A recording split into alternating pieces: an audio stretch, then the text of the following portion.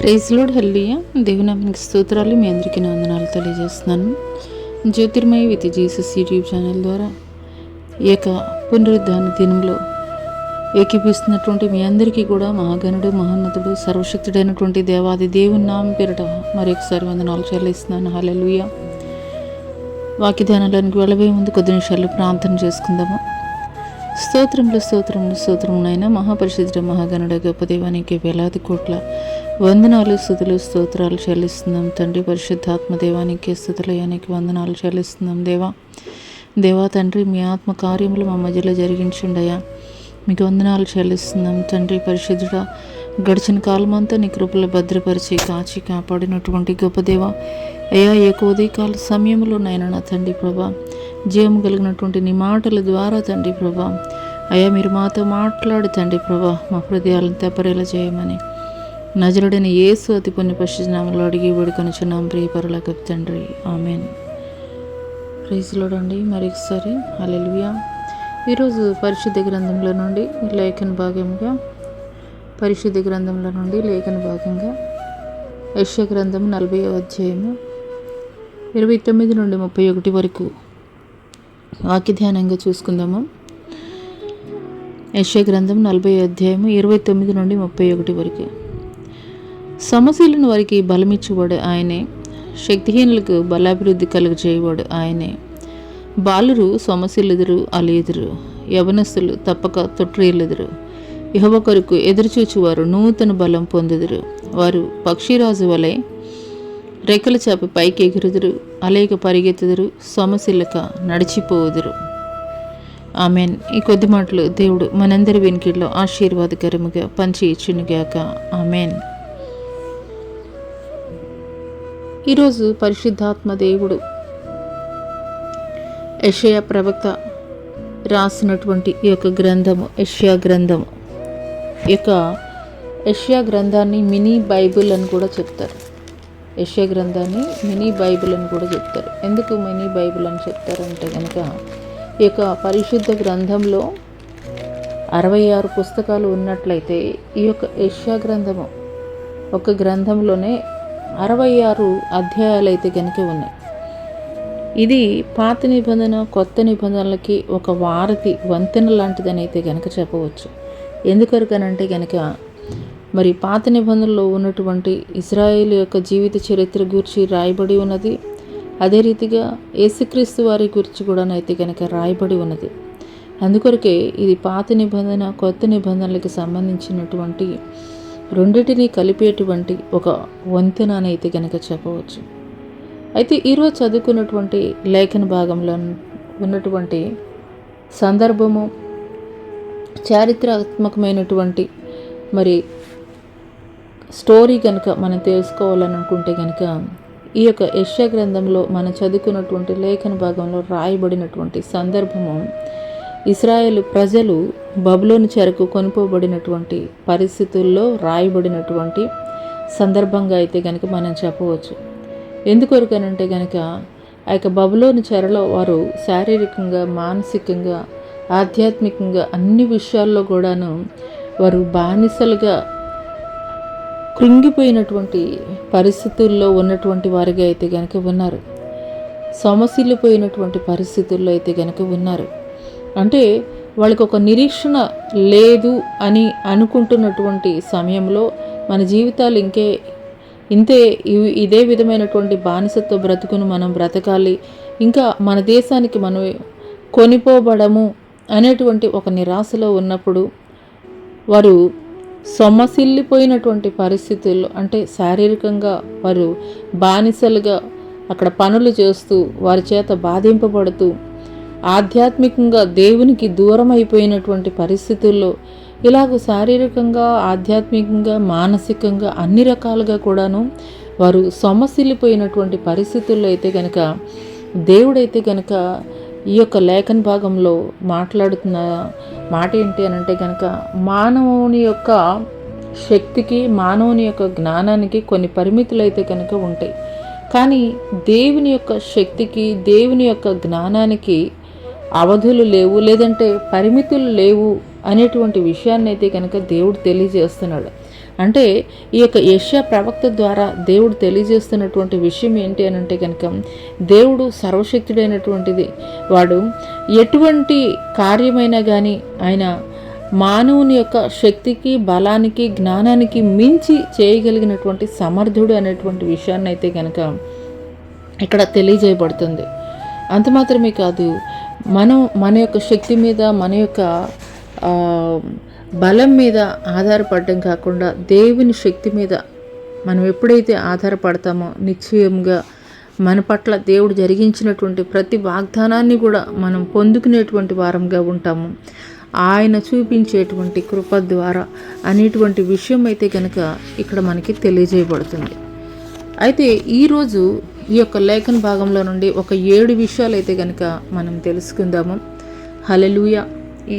ఇప్పుడు చారిత్రకంగా అయితే కనుక మనం తెలుసుకున్నాము, వారు బబులోను చెరకు కొనిపోబడి వారు నిస్సహాయమైనటువంటి స్థితిలో ఉన్నప్పుడు వారు ఎటువంటి పరిస్థితుల్ని ఎదుర్కొన్నారో, వారిని బలపరిచే నిమిత్తం దేవుడు ఏ రీతిగా మాట్లాడాడో అనేటువంటి విషయాలు అయితే కనుక మనం తెలుసుకున్నాము.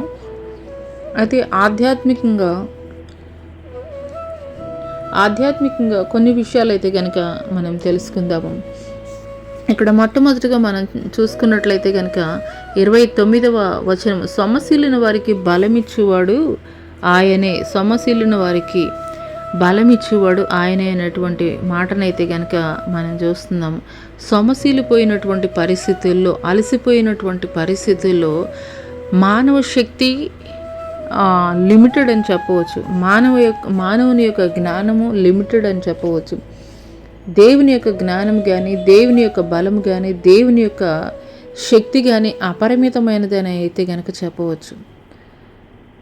ఇక్కడ అలసిపోయినటువంటి వారిగా ఉన్నారు. మా వల్ల కాదయ్యా, మా వల్ల కాదు, ఇంకా మేము మంచి రోజులు మేము చూడగలమా అనేటువంటి ఒక నిస్సహాయమైనటువంటి స్థితిలో, సొమ్మసిల్లిపోయినటువంటి పరిస్థితుల్లో ఉన్నారు.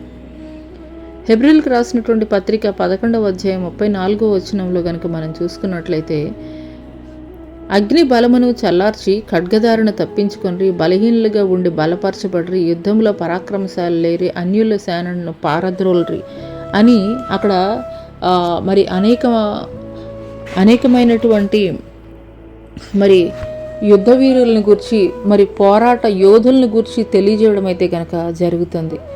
హల్లెలూయా. చాలాసార్లు మనం శారీరకమైనటువంటి బలం మీద ఆధారపడవచ్చు, శారీరకమైనటువంటి శక్తి మీద ఆధారపడవచ్చు. కానీ మనం ఎప్పుడైతే దేవుడి మీద ఆధారపడినప్పుడు, శారీరకమైనటువంటి బలం మీద ఆధారపడినప్పుడు ఆ శారీరకమైనటువంటి బలము కొంత మట్టుకు మాత్రమే పనిచేస్తుంది. ఆ తర్వాత మనం శక్తిమంతులుగా కావాలి అని అంటే కనుక మనలో ఆ శక్తి అంతా క్షీణించిపోయినటువంటి సమయంలో మనము శక్తితోటి నింపబడాలి అని అంటే కనుక ఆధ్యాత్మిక పరమైనటువంటి శక్తి, ఆత్మీయమైనటువంటి శక్తిని, బలాన్ని కలిగి ఉన్నటువంటి వారు, అంటే దేవుని మీద ఆధారపడినటువంటి వారు ఎప్పుడు కూడాను వారు అలసిపోయినటువంటి వారుగా అయితే కనుక ఉండరు. అదే యెషయా గ్రంథము 10వ అధ్యాయము 27వ వచనం కనుక మనం చూసుకున్నట్లయితే, ఆ దినమున నీ భుజం మీద నుండి అతని బరువు తీసివేయబడును, నీ మెడ మీద నుండి అతని కాడి కొట్టివేయబడును, నీవు బలిసినందున కాడి విరగొట్టబడును అని ఉంది. అంటే ఇక్కడ మనం చూసుకున్నట్లయితే కనుక శారీరక సంబంధమైనటువంటి శక్తిని గురించి ఇక్కడ చెప్పడం లేదు, కానీ ఆధ్యాత్మిక సంబంధమైనటువంటి, ఆత్మ సంబంధమైనటువంటి శక్తిని గురించి తెలియజేస్తున్నారు. నువ్వు ఎప్పుడైతే మరి ఒక బాడీ బిల్డర్ లాగా నీ యొక్క ఆత్మ సంబంధమైనటువంటి శక్తిని, ఆధ్యాత్మికమైనటువంటి బలాన్ని నువ్వు పెంపొందించుకుంటావో, అప్పుడు నీకు ఎదురయ్యేటువంటి పరిస్థితులను గురించి నువ్వు కృంగిపోవు. నీకు ఎదురయ్యేటువంటి పరిస్థితులను బట్టి నేను చెయ్యగలనా అనేటువంటి ఆలోచన అయితే కనుక నీలో ఉండదు. ఖచ్చితంగా ఒక శక్తి కలిగి ఉంటావు కాబట్టి, ఆత్మ సంబంధమైనటువంటి శక్తిని కలిగి ఉంటావు కాబట్టి దేవుడు నిశ్చయంగా నా పట్ల కార్యం జరిగిస్తాడు అనేటువంటి ఒక బలమైనటువంటి విశ్వాసాన్ని అయితే కనుక కలిగి ఉంటాం. హల్లెలూయా. అపోస్తలుడైనటువంటి పౌలు గారు కొరింథీయులకి రాసినటువంటి 2వ పత్రిక 12వ అధ్యాయం 9వ వచనంలో చూసుకున్నట్లయితే పౌలు గారితో దేవుడు ఈ రీతిగా మాట్లాడుతున్నాడు. అందుకు నా కృప నీకు చాలును, బలహీనతల యందు నా శక్తి పరిపూర్ణమగుచున్నదని ఆయన నాతో చెప్పాను. కాగా క్రీస్తు శక్తి నా మీద నిలిచి ఉండు నిమిత్తం విశేషంగా నా బలహీనతల యందే బహు సంతోషంగా అతిశయపడుదును. అనేక సందర్భాల్లో పౌలు గారు అయితే దేవుడి దగ్గర తన యొక్క బలహీనతలను బట్టి ఎంతగానో ప్రార్థన చేస్తూ వేడుకుంటూ ఉన్నటువంటి పరిస్థితి, తనకు ఉన్నటువంటి బలహీనతను బట్టి. అటువంటి సమయంలో దేవుడి యొద్ద ప్రార్థన చేస్తున్నటువంటి సమయంలో దేవుడు చెప్పినటువంటి మాట ఒకటే, నా కృప నీకు చాలు అని చెప్పేసి దేవుడు అయితే కనుక ఈ యొక్క పౌలు గారితోటి మాట్లాడాడు.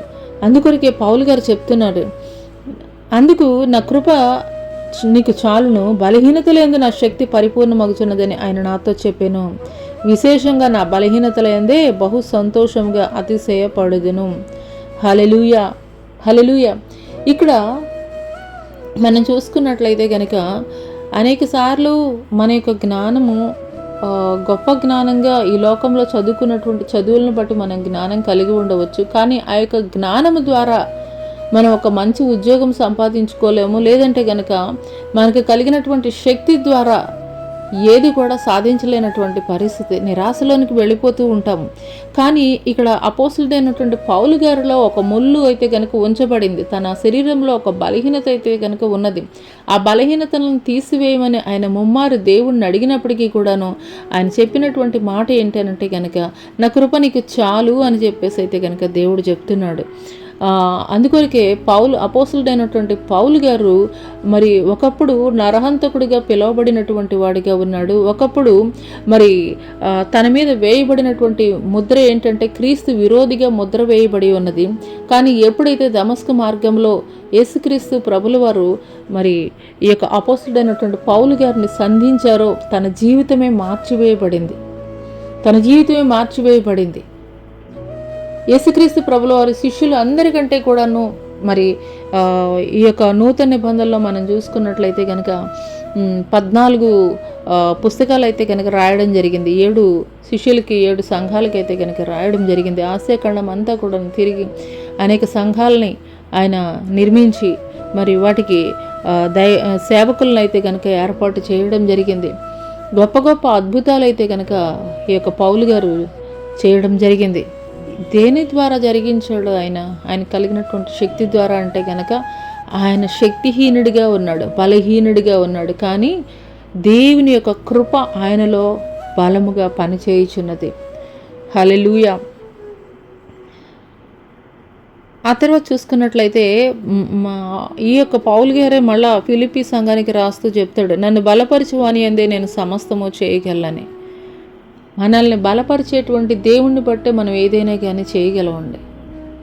మన శక్తి, మన జ్ఞానం, మన తెలివి, మన డబ్బు, మన హోదా, మనకున్నటువంటి పలుకుబడి కొంతవరకు మాత్రమే పనిచేస్తుందేమో ఈ లోకంలో.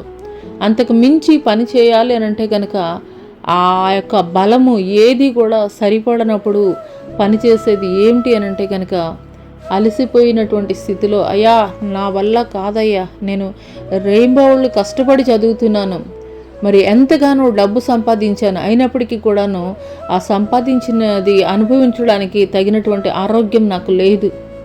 ఇలాగ ఎంతమందిని మనం ఈ లోకంలో మనం చూడటం లేదు. గొప్ప గొప్ప ఆస్తిపరులు ఉన్నారు, కానీ తినడానికి సరైనటువంటి ఆరోగ్యం లేనటువంటి పరిస్థితి, కంటి నిండా నిద్రపోనటువంటి పరిస్థితి. కానీ దేవుని ఏ విధమైనటువంటి మరి ధనార్జన లేదంటే కనుక ఆస్తిపరులు కాకపోయినప్పటికీ కూడాను ఆ పూటకి తిని ఆ పూటకి ఉండేటువంటి కొంతమంది చిన్న చిన్న కుటుంబాలు కూడాను వారి చక్కగా వారికి 2 పూట్ల కావలసినటువంటి భోజనము, చక్కటి కంటి నిండా నిద్ర వారు కలిగి ఉంటున్నారు. సమస్తము కలిగి ఉన్నటువంటి వారికి అదైతే కనుక లేదు. ఈరోజు మనం ఏమైనా కలిగి ఉన్నామనంటే కనుక అది మనకి దేవుడిచ్చినటువంటి బహుమానం అని చెప్పేసి మనం అతిశయించేటువంటి వారముగా ఉండాలి. కానీ లేని దాన్ని బట్టి అయ్యో నాకు లేదు అని చెప్పేసి మనం లేని దాన్ని బట్టి మనం దేవుణ్ణి దూషించేటువంటి వారముగా అయితే కనుక ఉండకూడదు. కొన్నిసార్లు మనలో బలహీనమైనటువంటి స్థితిలో అయ్యా నా శక్తి చాలదయ్యా, నా వల్ల కాదయ్యా అని చెప్పేసానంటే ఆనాడు ఏలియాని ఏ రీతిగా బద్రీ వృక్షం కింద మరి నిరాశతోటి నిరీక్షణ లేనటువంటి పరిస్థితుల్లోని వెళ్ళి ఆ యొక్క బద్రీ వృక్షం కింద ఉన్నప్పుడు యెజబేలు ఆయన్ని చంపుతానని మరి ప్రకటించినప్పుడు భయంతో అయ్యా నా వల్ల కాదయ్యా అని చెప్పేసి ఒక నిరాశతోటి ఉన్నప్పుడు దేవుని యొక్క శక్తి ద్వారా నింపబడి హోరేబ్ అనేటువంటి పర్వతం యొద్దకి 40 రాత్రింపగళ్ళు నడిచి వెళ్ళినటువంటి వాడిగా ఉన్నాడు. హల్లెలూయా. అంత శక్తి ఎక్కడి నుండి వచ్చిందండి? అంత బలం ఎక్కడి నుండి వచ్చింది అని అంటే కనుక దేవుడే ఇచ్చాడు. మానవ శక్తిని మించి, మానవ జ్ఞానమును మించి మన ద్వారా దేవుడు గొప్ప కార్యాలు జరిగిస్తాడు. హల్లెలూయా.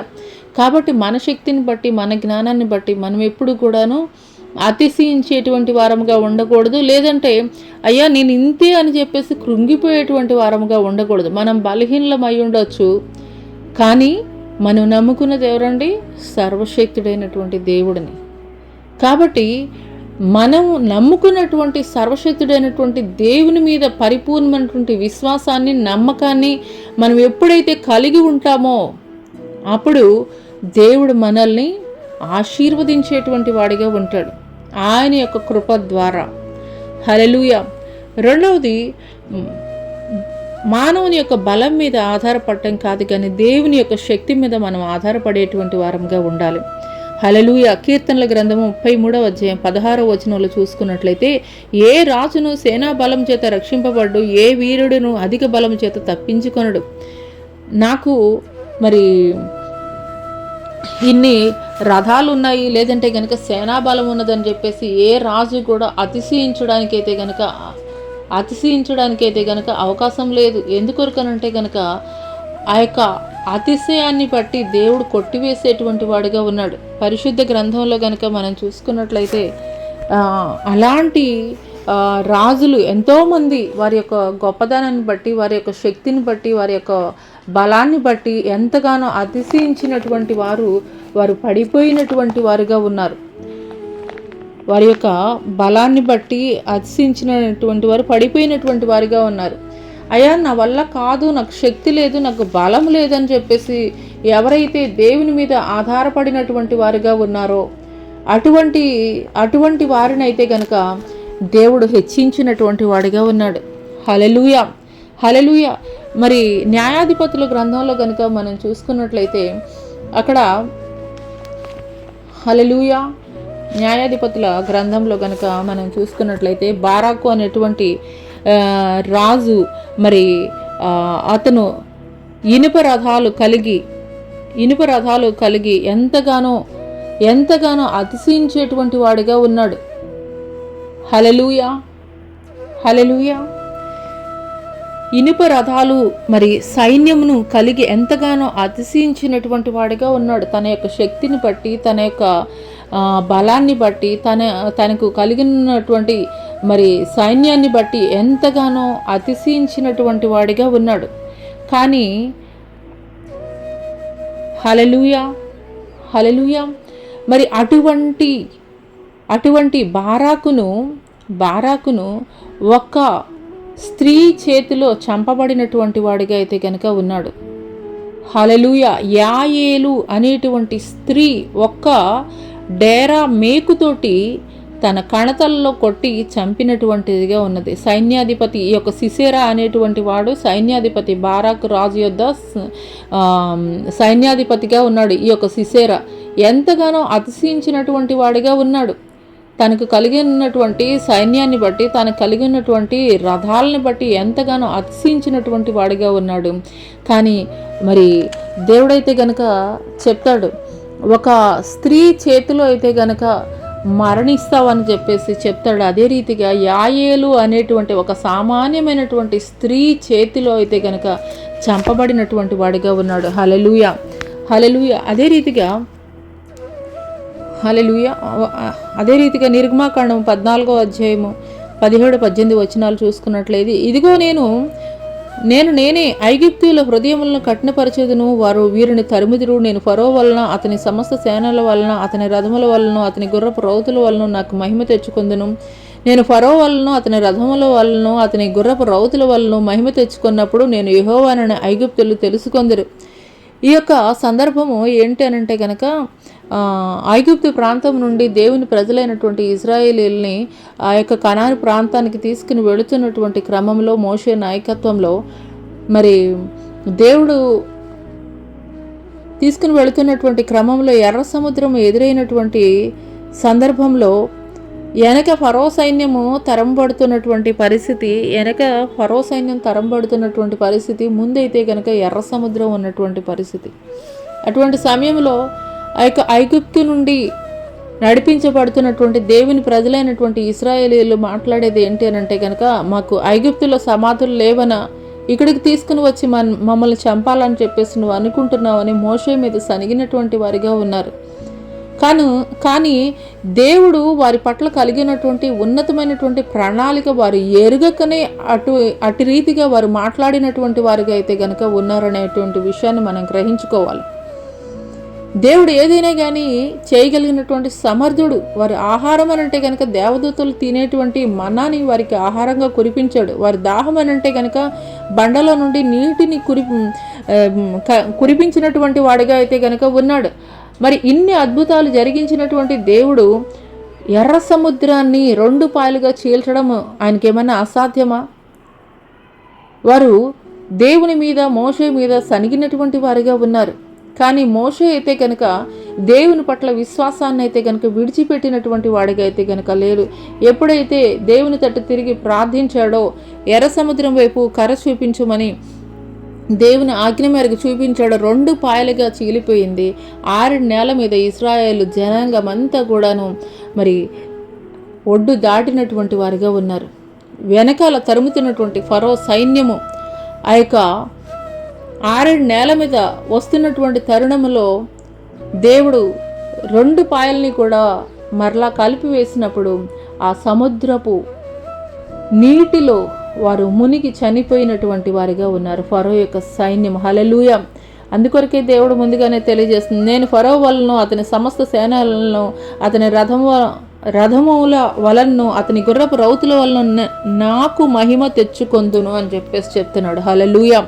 నేను ఫరో వలన, అతని రథం వలన, అతని గుర్రపు రౌతుల వలన మహిమ తెచ్చుకున్నప్పుడు నేను యెహోవాని ఐగుప్తీయులు తెలుసుకొందురన్నాం. కొన్నిసార్లు మన జీవితంలో మనం ఎదుర్కొనేటువంటి ప్రతికూలమైనటువంటి పరిస్థితులు కూడాను దేవుడు అనుకూలపరిచి దేవుడు ఆయన నామానికి మహిమ తెచ్చుకునేటువంటి వాడిగా ఉంటాడు. కొన్నిసార్లు మన జీవితంలో కొన్ని వాగ్దానాలు దేవుని యొద్ద నుండి మనం పొందుకున్నటువంటి వారుగా ఉంటాం.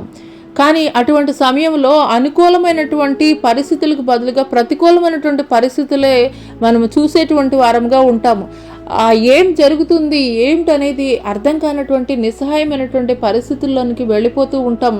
అరే, దేవుడు నాకు ఇలాంటి వాగ్దానం ఇచ్చాడు కదా, ఇలాంటి వాగ్దానాన్ని, మంచి వాగ్దానాన్ని నేను పొందుకున్నాను కదా, కానీ ఏంటి పరిస్థితులు చూస్తే ఈ రీతిగా ఉన్నాయి అని ఒక అయోమయమైనటువంటి పరిస్థితుల్లోనికి వెళ్ళిపోతూ ఉంటాము. ఏం జరుగుతుందో మనకి తెలియనటువంటి పరిస్థితుల్లో అయోమయంలోనికి వెళ్ళిపోతూ ఉంటాం.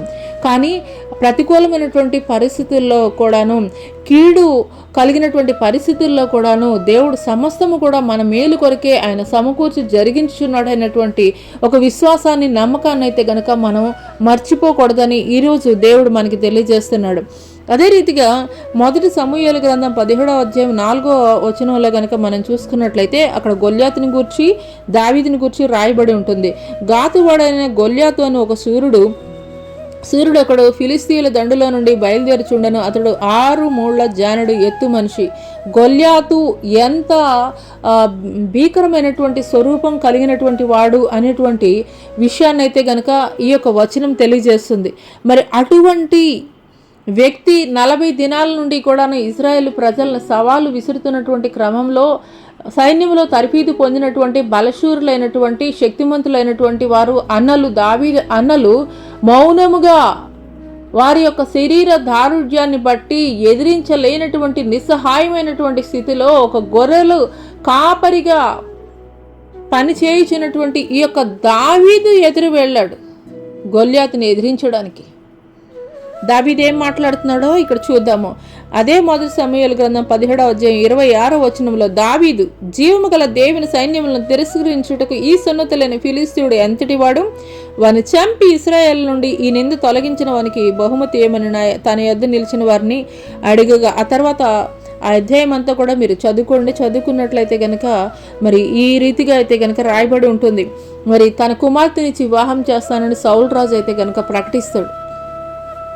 అయితే దావీదు అయితే కనుక ఏం చెప్తాడనంటే కనుక, నేను గొర్రెల్ని అడవిలో నా యొక్క గొర్రెల మందుని కాపు కాసేటువంటి సమయంలో ఒక ఎలుగుబంటిని, ఒక సింహాన్ని ఏ రీతిగా చీల్చివేశానో అదే రీతిగా నేను చేయబోతున్నాను ఈ గొల్యాతికి అని తన ఒడిసెల రాయిలో నుండి ఒకే ఒక రాయితోటి కొట్టినప్పుడు ఆ యొక్క గొల్యాతు కింద పడి మరణించినటువంటి వాడిగా ఉన్నాడు. హల్లెలూయా. చాలామంది అనుకునేది ఏంటి అని అంటే కనుక ఒక గొల్యాతు కొట్టినటువంటి రాయికే చనిపోయాడు అని అంటే కనుక అక్కడ దేవుడి శక్తి బలంగా పనిచేసింది అనేటువంటి విషయాన్ని మనం గ్రహించుకోవాలి. ఇక్కడ గొల్యాతు చూసుకున్నట్లయితే కనుక 6 మూళ్ల జానుడు ఎత్తు కలిగినటువంటి వాడిగా ఉన్నాడు. ఈ గొల్యాతు చూస్తున్నట్లయితే కనుక నూనూగు మీసాలు వచ్చినటువంటి 16 ఏళ్ల ఒక నిండు యవనస్తుడిలాగా అయితే కనుక కనిపిస్తున్నాడు. అతను యుద్ధ నేర్పరితనం కలిగినటువంటి వాడు. ఆ యొక్క యుద్ధ పరికరాలని లేదంటే కనుక ఆ యొక్క కత్తుల్ని కానీ అవన్నీ కూడా ఎలాగూ ప్రయోగించాలి, ఎలాగూ వాడాలనేటువంటి విషయం సమస్తము ఎరిగినటువంటి వాడు. కానీ ఇక్కడ గొల్యాతును చూసుకున్నట్లయితే కనుక తన యొక్క వస్త్రధారణ కానీ లేదంటే కనుక తను కలిగినటువంటి ఆయుధాలు ఏవి కూడాను ఈ భూ సంబంధమైనటువంటివి అయితే కనుక కావు, చాలా అల్పమైనవి. ఒడిసెల రాయి అంటే అది ఎంత అల్పమైనదండి. కానీ దాని ద్వారా కొడితే గొల్యాతు చనిపోయాడంటే చాలా అతిశయోక్తి. అక్కడ దావీదు పలికినటువంటి మాట ద్వారానే దేవుడు దావీదు పక్షంగా నిలబడ్డాడు. జీవము కలిగినటువంటి యెహోవా నామం పేరిట నేను నీ మీదకి యుద్ధానికి వస్తున్నానని అక్కడ పలికినటువంటి వాడిగా ఉన్నాడు. కాబట్టి దేవుడు దావీదు పక్షముగా నిలిచి యుద్ధం చేసినటువంటి వాడిగా ఉన్నాడు. హల్లెలూయా, హల్లెలూయా. మన శక్తిని బట్టి కాదు, మన జ్ఞానాన్ని బట్టి కాదు, లేదంటే మన యొక్క బలాన్ని బట్టి కాదు, కానీ దేవుడు మన పక్షంగా ఉన్నప్పుడు ఈ మన ఎదురుగా ఎంత పోరాటం ఉన్నా లేదంటే ఎంత శక్తివంతమైనదిగా అయినప్పటికీ కూడాను మనం భయపడవలసినటువంటి అవసరం లేదు. ఎందుకొరకనంటే కనుక మనం చేసేటువంటి పోరాటం, ఆ పోరాటం మనది కాదు, మన పక్షంగా దేవుడే మనకి విజయాన్ని ఇవ్వబోతున్నాడు. కాబట్టి మానవ బలం మీద, మానవ మేధస్సు మీద, మానవ జ్ఞానం మీద, మానవుని యొక్క తెలివితేటల మీద, మానవుని యొక్క ఏ విధమైనటువంటి బలాల మీద ఆధారపడవద్దు. సర్వశక్తుడైనటువంటి దేవుని మీద నువ్వు ఆధారపడినప్పుడు సమస్త విషయాల్లో కూడా దేవుడు నీకు విజయం కలగజేస్తాడు అనేటువంటి విషయాన్ని అయితే గనక దేవుడు ఇక్కడ చెప్పకనే అయితే గనక మనకి చెప్తున్నాడు. అదే రీతిగా రెండో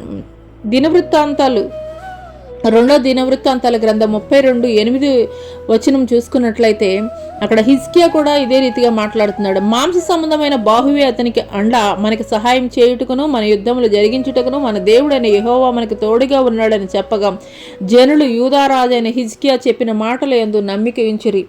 హల్లెలూయా, హల్లెలూయా. ఇక్కడ బెన్హదద్ అనేటువంటి ఒక రాజు, సిరియా రాజు ఎంతగానో ఈ యొక్క హిజ్కియా రాజుని దూషిస్తూ ఒక తాకీదు పంపినటువంటి క్రమంలో హిజ్కియా అయితే కనుక మాటలతోటి లేదంటే కనుక తన కలిగినటువంటి సైన్యంతోటి వెళ్ళి యుద్ధం చేయలేదు, కానీ దేవుని సన్నిధిలో ప్రార్థన చేసినటువంటి సమయంలో దేవుడే విజయం ఇచ్చినటువంటి వాడిగా ఉన్నాడు. హల్లెలూయా, హల్లెలూయా. దేవుడే హిజ్కియా పక్షంగా యుద్ధం చేసినటువంటి వాడిగా ఉన్నాడు. ఇక్కడ మనం చూసుకున్నట్లయితే ఒక మోషే కానీ లేదంటే కనుక ఒక దావీదు కానీ ఒక హిజ్కియా కానీ వారు శక్తిమంతులే, బలాఢ్యులే, కానీ వారు కలిగి ఉన్నటువంటి బలాల మీద, వారి శక్తి మీద వారు ఆధారపడలేదు. కానీ వారి శక్తిని మించి చేయగలిగినటువంటి గొప్ప కార్యములు చేయగలిగినటువంటి సర్వశక్తుడైనటువంటి దేవుని మీద ఆధారపడినటువంటి వారిగా ఉన్నారు. కాబట్టే వారు విజయం పొందుకున్నటువంటి వారిగా ఉన్నారు. అదే రీతిగా నూతన నిబంధనలో కూడా మనం చూసుకున్నట్లయితే అపోస్తుల కార్యం 3వ అధ్యాయంలో మరి ఒక శృంగారం అనేటువంటి దేవాలయము మెట్లెక్కి వెళుతున్నటువంటి క్రమంలో పేతురు, యోహాన్లు అక్కడ పుట్టి కుంటివాడైనటువంటి ఒక వ్యక్తి అతను భిక్షం అడుగుతూ ఉంటాడు. అడుగుతున్నప్పుడు పేతురు చెప్తాడు, నా యొద్ద వెండి బంగారాలు లేవు, కానీ నా యొద్ద కలిగి ఉన్నదే నేను నీకు ఇస్తున్నానని యేసు నామం పేరిట ప్రార్థన చేసినప్పుడు పుట్టి కుంటి వాడైనటువంటి వ్యక్తి గెంతులు వేసుకుంటూ దేవాలయానికి పరుగున వెళ్ళినటువంటి వాడిగా ఉన్నాడు. హల్లెలూయా, హల్లెలూయా. భూ సంబంధమైనటువంటి ఏవి కూడా నా యొద్ద లేవు అని చెప్పేసి అక్కడ పేతురు చెప్తున్నాడు. వెండి బంగారాలు నా యొద్ద లేవు, ఏమి కూడా నా దగ్గర లేవు, కానీ యేసు నామం మాత్రమే ఉన్నది, ఆ నామం పేరిట నీకు ప్రార్థన చేస్తున్నానని చేసినప్పుడు అప్పటి వరకు కూడాను అన్ని సంవత్సరాలు కూడాను కొంతమంది వ్యక్తులు తీసుకుని వచ్చి అక్కడ కూర్చోబెట్టేవాళ్ళు. డబ్బులు సంపాదించుకున్న తర్వాత మరలా సాయంత్రం తీసుకుని వెళ్ళిపోయారు. తన జీవితం అంతా కూడా ఆ రీతిగా గడిచిపోయింది. కానీ ఎప్పుడైతే యేసు నామము పేరిట ప్రార్థన చేశాడో పేతురు, తన జీవితమే మార్చబడింది. హల్లెలూయా, హల్లెలూయా. కాబట్టి మనము గొప్ప చదువులు చదువుకుని ఉండవచ్చు, లేదంటే కనుక గొప్ప ధనవంతులుగా ఉండవచ్చు, గొప్ప హోదా కలిగి ఉండవచ్చు, గొప్ప ఉద్యోగం చేయవచ్చు, లేదంటే వెనకాల బ్యాక్గ్రౌండ్ గొప్పగా ఉండవచ్చు. నువ్వు వేటిని బట్టి కూడా నువ్వు అతిశయించడానికి వీలు లేదు. నువ్వు వేటిని బట్టి కూడా అతిశయించడానికి వీలు లేదు. అతిశయించడానికి అర్హుడు యోగుడు ఎవరు అనంటే గనక సర్వశక్తుడైనటువంటి దేవాది దేవుడు. కాబట్టి మానవ బలం అనేది ఎటర్నల్ కాదు. గాడ్స్ విజ్డమ్ అనేది, లేదంటే కనుక గాడ్స్ పవర్ అనేది ఎటర్నల్. కాబట్టి ఎటర్నల్ పవర్ మీద, ఎటర్నల్ నాలెడ్జ్ కలిగినటువంటి దేవుడి మీద నువ్వు ఆధారపడినప్పుడు కొన్నిసార్లు మనం సమస్యలిపోయేటువంటి వారంగా ఉంటాం. కొన్నిసార్లు మన యొక్క జ్ఞానాన్ని బట్టి, తెలివిని బట్టి మనం అపజయం పొందుకునేటువంటి వారంగా ఉంటాం. కానీ నువ్వు దేవుని పట్ల విధేయత కలిగి దేవుని మీద నువ్వు ఎప్పుడైతే ఆధారపడి ఉంటావో నీ జీవితంలో అపజయం అనేది అయితే కనుక ఉండదు. ఆలస్యం అవ్వచ్చేమో కానీ అపజయం అనేది అయితే కనుక ఉండదు. హల్లెలూయా, హల్లెలూయా. మూడో విషయం ఏంటి అనంటే కనుక మనం చదువుకున్నటువంటి లేఖన భాగంలో మరి యెహోవా కొరకు ఎదురు చూచేటువంటి వారి పట్ల దేవుడు జరిగించేటువంటి కార్యాలు ఎంత గొప్పగా ఉంటాయి అనేటువంటి విషయాలైతే కనుక మనం తెలుసుకుందాము. హల్లెలూయా. మన జ్ఞానాన్ని బట్టి కాదు, మన తెలివిని బట్టి కాదు, కానీ యెహోవా కొరకు ఎదురు చూచేటువంటి వారి పట్ల దేవుడు చేసేటువంటి కార్యాలు ఏ రీతిగా ఉంటాయి అనేటువంటి విషయాలైతే కనుక మనమైతే కనుక తెలుసుకుందాము. కీర్తనల గ్రంథము 62వ అధ్యాయము. హల్లెలూయా. కీర్తనల గ్రంథము 62వ అధ్యాయము 5వ వచనం. నా ప్రాణమా దేవుని నమ్ముకుని మౌనంగా నుండము, ఆయన వల్లనే నాకు నిరీక్షణ కలుగుచున్నదని అక్కడ కీర్తనకారుడు తెలియజేస్తున్నాడు. నా ప్రాణమా దేవుని నమ్ముకుని మౌనంగా ఉండు. దేన్ని బట్టి కూడా నువ్వు అతిశయించొద్దు. ఆయన చేసేటువంటి కార్యాల కొరకు నువ్వు ఎదురు చూడు అని చెప్పేసి దేవాది దేవుడైతే కనుక చెప్తున్నాడు. హల్లెలూయా, హల్లెలూయా. ఆయన చేసేటువంటి కార్యముల కొరకు నువ్వు ఎదురు చూడు అని చెప్పేసి దేవుడైతే కనుక చెప్తున్నాడు. హల్లెలూయా, హల్లెలూయా. అదే రీతిగా విలాప వాక్యాలు ఒకసారి చూసుకున్నట్లయితే కనుక విలాప వాక్యాలు, హల్లెలూయా, విలాప వాక్యాలు 3వ అధ్యాయము 25వ వచనం కనుక మనం చూసుకున్నట్లయితే, తన్ను ఆశ్రయించి వారి ఎడల యెహోవా దయాళుడు, తను వెతికి వారి ఎడల ఆయన దయ చూపువాడు. ఆయన కొరకు ఎవరైతే ఎదురు చూస్తూ ఉంటారో, ఆయన ఆ సహాయం కొరకు ఎవరైతే ఎదురు చూస్తూ ఉంటారో వారి పట్ల ఆయన దయ చూపేటువంటి వాడిగా ఉన్నాడు. కానీ మనకి అంత పేషెన్స్ అయితే కనుక ఉండదు. ఏదో ఒక నామినల్గా ప్రేయర్ చేస్తూ ఉంటాం, నామినల్గా మందిరానికి వెళ్ళిపోతూ ఉంటాం, కానీ దేవుడు జరిగించేటువంటి కార్యం కొరకు పట్టుదల కలిగి మనం ప్రార్థన చేసేటువంటి వారంగా, దేవుడు ఖచ్చితంగా నా జీవితంలో జరిగించాలని పట్టుదల కలిగి ప్రార్థన చేసేటువంటి వారంగా అయితే కనుక మనం ఉండము. హల్లెలూయా.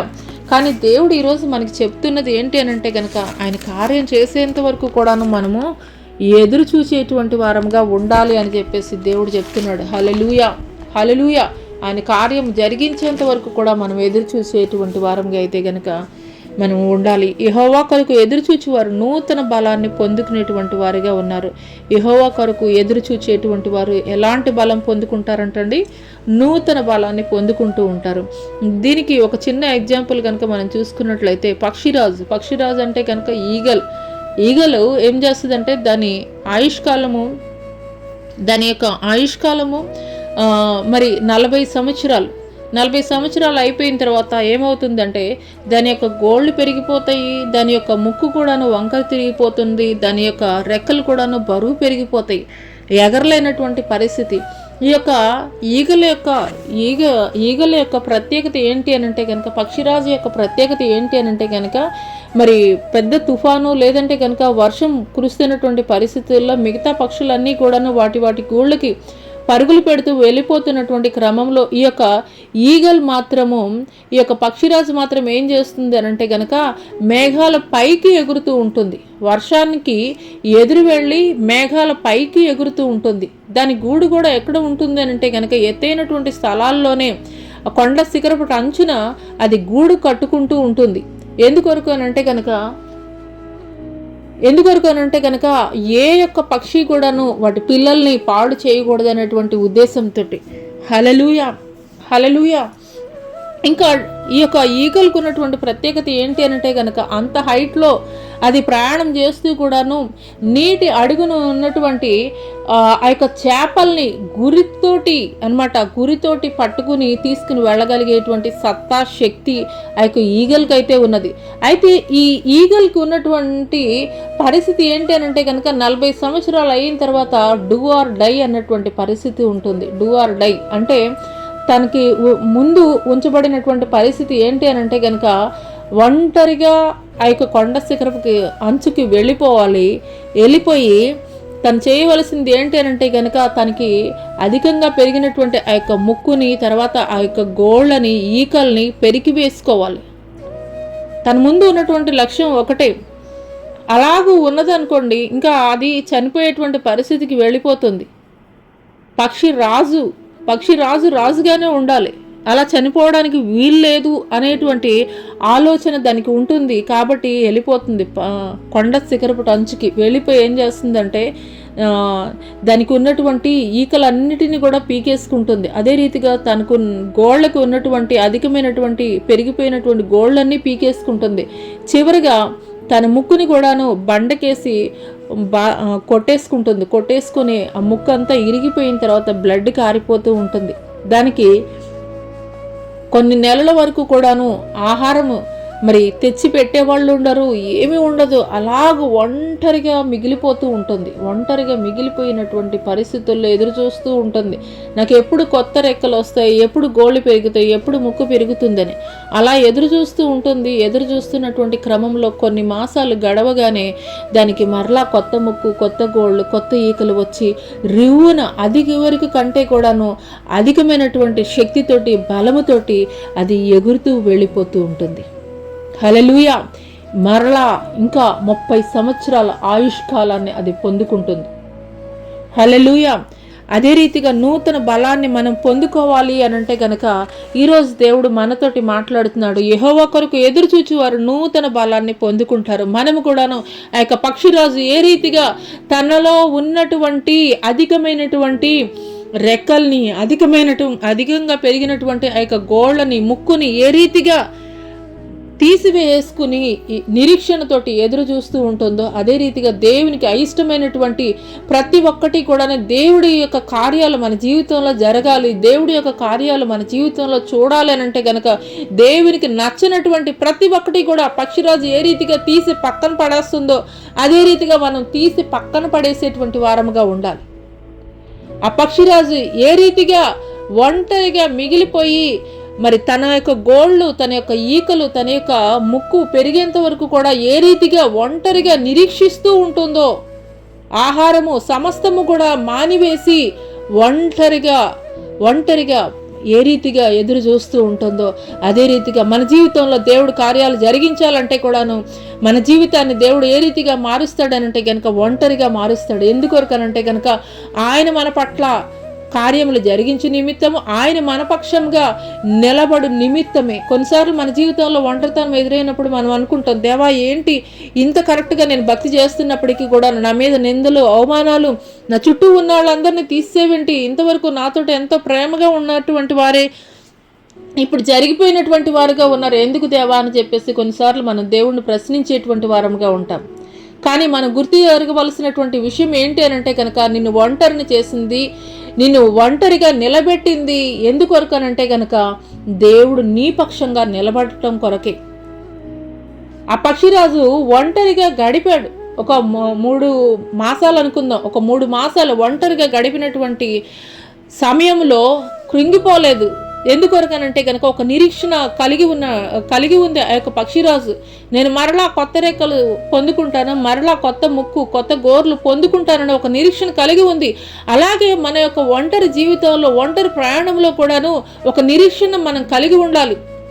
ఈ ఒంటరితనం అనేది చుట్టూతో ఉన్నటువంటి జనాలు మనల్ని ప్రక్కన పెట్టేయడం కాదు, కానీ దేవుడు మన పక్షంగా ఉండి, దేవుడు మన పక్షంగా గొప్ప కార్యం జరిగించబోతున్నాడు కాబట్టి నన్ను ప్రక్కకు తీసుకుని వచ్చాడు అనేటువంటి విషయాన్ని మనం గ్రహించుకోవాలి. ఆ సమయం అయిపోయిన తర్వాత ఏ రీతిగా పక్షి తను కోల్పోయినటువంటి వాటన్నిటినీ ఏ రీతిగా పొందుకున్నదో అదే రీతిగా ఆయన సమయంలో ఖచ్చితంగా దేవుడు మనకి కూడాను, దేవుడు మనము అడిగేదానికంటే, మనం ఊహించే దానికంటే కూడాను అద్భుతమైనటువంటి కార్యములు దేవుడు మన జీవితంలో జరిగిస్తారు. హల్లెలూయా, హల్లెలూయా. కాబట్టి మనము ఎదురు చూడవలసింది ఏంటి అని అంటే కనుక నిరీక్షణతోటి ఆ పక్షిరాజు ఏ రీతిగా ఎదురు చూశాడో అదే రీతిగా మనము కూడాను ఆయన సమయం వరకు ఒక నిరీక్షణ కలిగి నా దేవుడు నా జీవితంలో మేలే జరిగిస్తాడు, నా జీవితంలో నేను మేలునే పొందుకుంటాను, ఇప్పుడు పొందుకున్నటువంటి మేలు కంటే అధికమైనటువంటి మేలు నేను పొందుకుంటాను అని ఒక స్థిరమైనటువంటి విశ్వాసాన్ని నువ్వెప్పుడైతే కలిగి ఉంటావో అప్పుడు దేవుడు నీ జీవితంలో నీ విశ్వాసాన్ని బట్టి, నీ నిరీక్షణని బట్టి, నీ యొక్క ఒంటరితనంలో ఆయన నీ పక్షముగా ఉండి ఘనమైనటువంటి కార్యాలు జరిగిస్తారు. అప్పుడు నీ పరిస్థితి ఏ రీతిగా ఉంటుందో తెలుసా? ఇక్కడ మనం చదువుకుంటున్నాము, బాలురు సమశీలుదురు అలేక వారు పక్షిరాజు వలె రెక్కలు చాపి పైకి ఎగురుదురు, అలేక పరిగెత్తుదురు, సమ్మసిల్లక నడిచిపోదురు. మరి న్యూ వింగ్స్ వచ్చినటువంటి ఆ పక్షిరాజు ఏం చేస్తాడండి? అంతకుముందు అయితే కనుక బరువెక్కిపోయినటువంటి వింగ్స్ తోటి, రెక్కలతోటి అలసిపోయేటువంటి వాడిగా ఉన్నాడేమో ఆ యొక్క పక్షిరాజు. నడవలేనటువంటి సొమసిల్లిపోయేటువంటి పరిస్థితుల్లో ఉన్నాడేమో. కానీ కొత్త రెక్కలు పొందుకున్న తర్వాత, కొత్త గోళ్ళు పొందుకున్న తర్వాత, కొత్త ముక్కు పొందుకున్న తర్వాత ఎలా ఉంటుందండి బలము? యవ్వన బలము. వృద్ధాప్యంలో ఉన్నటువంటి బలం కాదు, యవ్వన కాలంలో ఉన్నటువంటి బలము ఏ రీతిగా ఉంటుందో అంత శక్తి, అంత బలమైతే గనక పొందుకుని మునుపు చేయలేనటువంటి కార్యాలు కూడాను గొప్పగా దేవుడు జరిగించబోచున్నాడు. హల్లెలూయా, హల్లెలూయా. మనము ఈరోజు దేవుడు లేఖన భాగంలో నుండి 3 విషయాలు అయితే కనుక మనం తెలుసుకున్నాము. ఒకటి ఏంటనంటే కనుక ఆయన అలసిపోయినటువంటి వారికి, సొమసిల్లిపోయినటువంటి వారికి బలమిచ్చేటువంటి వాడిగా ఉన్నాడు. రెండవది ఏంటనంటే కనుక మానవ బలాల మీద మీరు ఆధారపడవద్దు, సర్వశక్తుడైనటువంటి దేవుని బలం మీద మీరు ఆధారపడండి అని చెప్తున్నాడు. మూడో విషయం ఏంటి అనంటే కనుక దేవుడు చెప్తున్నది ఏంటి అనంటే, పక్షిరాజు యవనం వలె మీ యవన బలాన్ని నూతనముగా మారుస్తానని చెప్పేసి దేవుడు చెప్తున్నాడు. పక్షిరాజు లైఫ్ స్టోరీ గురించి మనం తెలుసుకున్నాం కదండి. 40 సంవత్సరాలు దాని ఆయుష్కాలము, ఇంకా 30 సంవత్సరాలు అధికమైనటువంటి ఆయుష్కాలం పొందుకోవాలంటే తనలో ఉన్నటువంటి బరువైనవన్నీ కూడాను ప్రక్కన పెట్టేస్తుంది, ఒంటరిగా మిగిలిపోతుంది. అదే రీతిగా మన జీవితంలో కూడా దేవుని యొద్ద ఆశీర్వాదాలు, దేవుని యొద్ద మేళ్ళు, దేవుని ద్వారా విజయం పొందుకోవాలనంటే కూడాను దేవునికి అయిష్టమైనవన్నీ కూడాను మనలో నుండి తీసి పక్కన పెట్టాలి. దేవుని కొరకు మనం నిరీక్షించేటువంటి వారంగా ఉండాలి. ఇటువంటి సమయంలో ఒంటరిగా మిగిలిపోయినప్పటికీ కూడా కృంగిపోవలసినటువంటి అవసరం లేదు, భయపడాల్సినటువంటి అవసరం లేదు. ఎందుకొరకంటే ఒంటరి అయిన వాడు 1000 మంది అగును అని చెప్పేసి దేవుని లేఖనం తెలియజేస్తుంది. మన పక్షంగా సర్వ సైన్యములకు అధిపతియగు దేవుడు మన పక్షంగా నిలబడాలని అనుకుంటున్నాడు. కాబట్టి అప్పటి వరకు నీతో ఉన్నవారు, నీతో కూడా ఉన్నవారు, నీతో కలిసి తిరిగినటువంటి వారు అందరినీ కూడాను నీకు దూరపరిచి ఆయన నీ పక్షముగా ఉండి నువ్వు చూడలేనటువంటి, అంతఃపూర్వం నువ్వు పొందుకోలేనటువంటి గొప్ప మేళ్ళు దేవుడు నీ జీవితంలో జరిగించబోతున్నాడు. అధికమైనటువంటి శక్తితోటి, బలముతోటి ఆ యొక్క పక్షిరాజు ఏ రీతిగా నింపబడ్డాడో నూతనమైనటువంటి రెక్కలతోటి, అదే రీతిగా నూతనమైనటువంటి బలముతోటి, నూతనమైనటువంటి శక్తితోటి, నూతనమైనటువంటి జ్ఞానముతోటి నిన్ను నింపి నూతనమైనటువంటి కార్యాలు దేవుడు నీ జీవితంలో జరిగించబోతున్నాడు. నువ్వు ఆ రోజు పక్షిరాజు ఏ రీతిగా అనుకుంటుందో ఇది నేనేనా, అంత పూర్వం ఈ రీతిగా ఉన్నాను ఇది నేనేనా అని చెప్పేసి ఏ రీతిగా ఆశ్చర్యపడుతుందో అదే రీతిగా దేవుడు నీ పట్ల జరిగించేటువంటి కార్యాలను బట్టి, నూతన యవ్వన బలాన్ని బట్టి అలయక పరిగెత్తుదురు, సొమ్మసిల్లక నడిచిపోవుదురు అని చెప్పేసి లేఖనం తెలియజేసినటువంటి రీతిగా అలసిపోయేటువంటి వారంగా అయితే కనుక మనం ఉండము, సొమ్మసిల్లిపోయేటువంటి పరిస్థితుల్లో అయితే కనుక ఉండము. 24/7 మనము ఏ పని చేసినా కానీ దానిలో శక్తిని, బలాన్ని దేవుడు నింపేటువంటి వాడిగా ఉన్నాడు. హల్లెలూయా, హల్లెలూయా. పరిశుద్ధాత్మ దేవుడు ఈ యొక్క ఉదయకాల సమయంలో మనతోటి మాట్లాడుతున్నారు. ఆనాడు ఇజ్రాయేల్ ప్రజలు బబులోను చెరకు కొనిపోబడినటువంటి పరిస్థితుల్లో వారిని ఆదరించి నిమిత్తం దేవుడు మాట్లాడారు. మీరు మీ యొక్క మానవ శక్తిని బట్టి, జ్ఞానాన్ని బట్టి మీరు అలసిపోయి సొమ్మసిల్లిపోయినటువంటి పరిస్థితుల్లో మీరు ఉండవచ్చు, కానీ నేను మీ పక్షంగా ఉన్నాను. మరలా మీ యొక్క యవన బలాన్ని నేనైతే గనక నేను అధికం చేస్తానని, ఏ రీతిగా రీన్యూ నేను మిమ్మల్ని చేయబోతున్నానని దేవుడు మాట్లాడారో అదే రీతిగా దేవుడు మన జీవితాల్లో కూడా నూతనమైనటువంటి కార్యాలు దేవుడు జరిగించబోతున్నారు.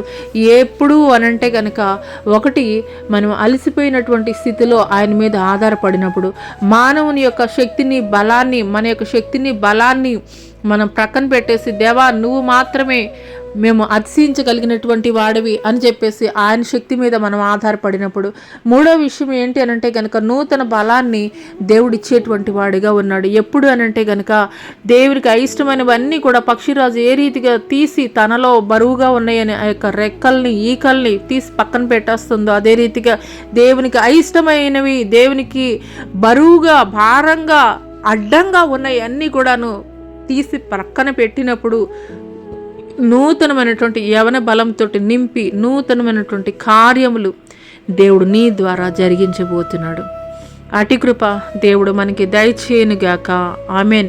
ప్రార్థన చేసుకుందామండి. స్తోత్రములు స్తోత్రములు స్తోత్రములైన మహాపరిశుద్ధుడ, మహాగణుడ, గొప్పదేవ, నీకే వేలాది కోట్ల వందనాలు, స్తుతులు, స్తోత్రాలు చెల్లిస్తున్నాం తండ్రి. హల్లెలూయా, హల్లెలూయా, హల్లెలూయా. రాబ రాబ కిషాబ, హల్లెలూయా. సర్వ సైన్యములకు అధిపతియగు యెహోవాను నేను మాట్లాడుచున్నాను. సర్వ సైన్యములకు అధిపతియగు యెహోవాను నేను మాట్లాడుచున్నాను. సర్వ సైన్యములకు అధిపతియగు యెహోవాను నేను మాట్లాడుచున్నాను. శారీరకమైనటువంటి బలహీనతలను గురించి నువ్వు విచారించవద్దు నా కుమార్తె జ్యోతిర్మయి. శారీరకమైనటువంటి బలహీనతలను గురించి నువ్వు విచారించవద్దు నా కుమార్తె జ్యోతిర్మయి. పక్షిరాజు యవనం వలే నీ యవన బలమును నూతనముగా నేను మార్చెదను. నూతనమైనటువంటి కార్యములను నేను నీ జీవితంలో జరిగించదను. నూతనమైనటువంటి డోర్స్ని నేను నీ కొరకు తెరవజేయుచున్నాను. హల్లెలూయా, హల్లెలూయా, హల్లెలూయా, హల్లెలూయా, హల్లెలూయా. మీకే స్తుతి స్తుతి స్తుతి స్తుతి స్తోత్రములు స్తోత్రములు స్తోత్రములు తండ్రి. పరిశుద్ధాత్మ దేవానికే స్తుతులు తండ్రి. ప్రభా మీ ఆత్మ కార్యములు తండ్రి మా మధ్యలో మీరు జరిగిస్తున్నందుకు తండ్రి, మీ ఆత్మ ద్వారా మాట్లాడినటువంటి ప్రతి మాటను బట్టి మీకు వందనాలు చెల్లిస్తున్నాం తండ్రి. మా శక్తిని బట్టి, మా బలాన్ని బట్టి, మా జ్ఞానాన్ని బట్టి, మా తెలివిని బట్టి, మా చదువుని బట్టి, మేము కలిగి ఉన్న దేన్ని బట్టి కూడా మేము అతిశయించడానికి వీల్లేదయ్యా. మేము శక్తిహీనులుగా, బలహీనులుగా తండ్రి మేము ఉన్నప్పుడు నాయన నా తండ్రి ప్రభా, మీ తట్టు మేము చూచినప్పుడు నాయన నా తండ్రి ప్రభా బలాభివృద్ధి కలుగజేసేటువంటి దేవుడు నీవే నాయన నా తండ్రి. తండ్రి ఆనాటి ఇశ్రాయేలు ప్రజల పక్షముగా కార్యములు చేసినటువంటి దేవా, ఈనాడు తండ్రి ప్రభా బలహీనమైనటువంటి పరిస్థితుల్లో ఇంకా నా వల్ల కాదు అని నిస్సహాయమైనటువంటి స్థితిలో చుట్టుప్రక్కల వారు మాట్లాడేటువంటి మాటలను బట్టి కృంగిపోయినటువంటి స్థితిలో ఈ సమయంలో ఎవరైనా ఉన్నట్లయితే నాయన నా తండ్రి అట్టి వారిని మీరు ఆదరిస్తున్నందుకు, బలపరుస్తున్నందుకు, మీ మాటల ద్వారా తండ్రి ప్రభా నూతనమైనటువంటి శక్తితోటి మీరు నింపుతున్నందుకు మీకు వందనాలు చెల్లిస్తున్నాం తండ్రి. పరిశుద్ధాత్మ దేవ, ఎవరైతే తండ్రి కృంగిపోయినటువంటి స్థితిలో ఉన్నారో, నిరాశతోటి ఉన్నారో తండ్రి, అయ్యా సొమ్మసిల్లిపోయినటువంటి పరిస్థితుల్లో ఉన్నారో తండ్రి ప్రభా, అట్టి వారిని తండ్రి ప్రభా ఈ సమయంలో తండ్రి మీ మాటల ద్వారా మీరు బలపరచండి, మీరు ఆదరించండి అయ్యా తండ్రి ప్రభా. మీరు నూతనమైనటువంటి కార్యాలు జరిగించడానికి సంసిద్ధుడైనటువంటి దేవుడనని తండ్రి ప్రభా మీరు మాతో మాట్లాడుతున్నటువంటి ప్రతి మాటను బట్టి మీకే వందనాలు చెల్లిస్తూ నజరేయుడైన యేసు అతి పుణ్య పరిశుద్ధ నామములో అడిగి వేడుకొని చిన్నాము ప్రియ పరలోకపు తండ్రి. ఆమెన్. తండ్రి అయినటువంటి దేవుని దయా, కుమారుడైనటువంటి యేసుక్రీస్తు యేసుక్రీస్తు ప్రభుల వారి యొక్క కృప, పరిశుద్ధాత్మిక అన్యోన్య సహవాసమైన సన్నిధి ఈ భూలోకంలో ఉన్న సకల పరిశుద్ధులకు ఈ యొక్క సామాజిక మాధ్యమం ద్వారా ఏకీభవిస్తున్నటువంటి ప్రతి ఒక్కరి జీవితాల్లో దేవుడు నూతనమైనటువంటి కార్యాలు జరిగించును గాక. ఆమేన్. ప్రైజ్ లార్డ్ అండి. అందరికీ ప్రైజ్ లార్డ్. దేవుడు ఈ వారం అంతా మీరు చేస్తున్నటువంటి పనుల్లో, ప్రయత్నాల్లో, ఉద్యోగాల్లో, వ్యాపారాల్లో, ప్రయాణాల్లో, సమస్త విషయాల్లో దేవుడు మీకు, మీ కుటుంబాలకి తోడై ఉండి ఆశీర్వదించును గాక. ఆమేన్.